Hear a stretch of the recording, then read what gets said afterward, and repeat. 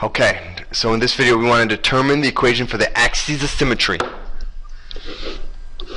Then once we're done with that, we want to use that equation to determine the vertex of the parabola. That's our goal. And so step one, I give you a couple steps. Step one is to plug values into formula. And what are those values? Well, those values are the A, the B, and the C. So we got to figure out what the A, the B, and the C are for this one. Let's start with the A. The A is equal to, remember, what's connected to the x squared? The situation is to 2. So the A is equal to 2. The B in this situation is connected to the x. That's our 8. And then the C in this situation is equal to 19, okay? And what we're going to do is we're going to take these values and we're going to plug it into the formula.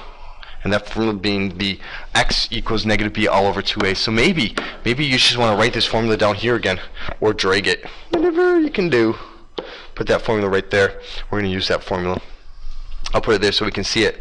So let's plug these values in. Notice the formula only uses the b and the a. We don't even care about the C part of it.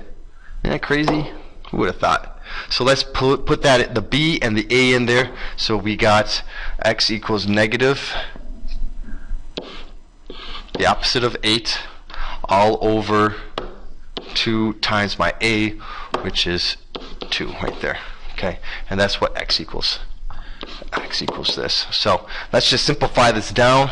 I got negative 8 all over 4, and negative 8 over 4 is negative 2. So my axis of symmetry is x equals 2. That's my axis of symmetry. So axes of symmetry, 2 M's. Right there, axis of symmetry. Okay, now, so simplify as much as possible. We did that, and we found the equation. Check. Now we want to take the value for x and plot. Why are we doing that? Oh yeah, because we need to find the vertex of the parabola. So, and because the axis of symmetry goes through the vertex of the parabola, we can use this to find it. So what we're going to do is we're going to take the value for the x, which we got here too. We're going to plug it into the original formula, which is right here. We're going to plug into this formula, and then we're going to solve for the y. In this situation, our y is our f of x. Once we do that, we write your vertex as the point xy. And we already have the x-coordinate of the vertex, right? So we have the x-coordinate, that's 2. So we just got to figure out the y-coordinate. So let's do this. Oh, this isn't too bad. So we have f of 2. That's what we're looking for right here. This will give us our vertex. So f of 2 is equal to 19 plus 8. Okay, we're doing this. We're taking this right here. Plus 8 times 2 plus 2 times 2 squared, right there. Okay. Now we just got to simplify it down. Did I miss anything? Nope. Okay, so 19 plus 8 times 2 is 16, plus 2 times 2 squared, well this is 4 right there. 4 times 2 plus 8. Okay. Okay, now we just have to do arithmetic in our head. So 19 plus 16, that's 20, 35. This is 35 plus 8. 35 plus 8 is 43.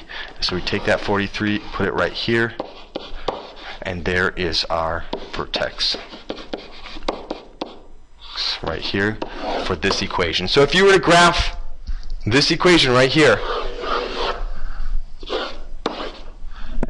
and we know that it's going down like this, the vertex would be at 243. 1, 2, 1, 2, 3, 43. 2, and the vertex would be right there. So it looks something like that. That's this graph right there. So that is how you can, first off, find the axis of symmetry using this formula.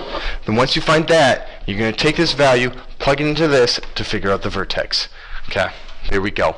I think, is that the last thing in this lesson? Oh, you bet it is. And we are almost done. 5.6, we're going to start talking about something called imaginary numbers. That's I, which is the square root of -1. How do you find the square root of a negative? That's the question you're going to be thinking about.